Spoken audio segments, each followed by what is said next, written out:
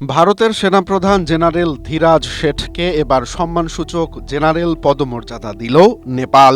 সোমবার দেশটির রাজধানী কাঠমান্ডুর শীতল নিবাসে এক অনুষ্ঠানে দেশটির প্রেসিডেন্ট রামচন্দ্র পাউডেল তাকে এই সম্মাননা দেন।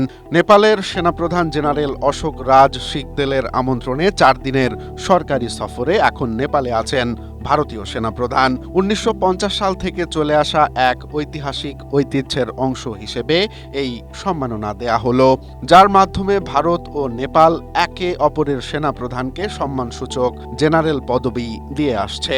সফরকালে দুই সেনাপ্রধান দ্বিপাক্ষিক সামরিক সম্পর্ক ও পারস্পরিক স্বার্থ নিয়ে আলোচনা করেন। স্ট্রবেরি সুপার ডটেড ও ক্লাসিক ভ্যারিয়েন্টে সেনসেশন জাগুক শিহরণ। প্রেসিডেন্ট পাউডেলের সচিবালয় জানায়, অনুষ্ঠানে ভাইস প্রেসিডেন্ট রাম সহায় প্রসাদ যাদব, পররাষ্ট্রমন্ত্রী শিশির থানাল এবং ভারতীয় রাষ্ট্রদূত নবীন শ্রীবাস্তব উপস্থিত ছিলেন।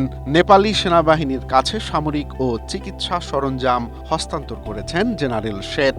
এ সময় নেপালের সেনা সদর দপ্তরে গাছের চারা রোপণ ও গার্ড অফ অনার পরিদর্শন করেন ভারতের সেনাপ্রধান। কূটনৈতিক সূত্রে জানা গেছে, এই সফর দুই দেশের প্রতিরক্ষা সম্পর্ক, পারস্পরিক বিশ্বাস ও সামরিক সহযোগিতাকে আরও জোরদার করবে।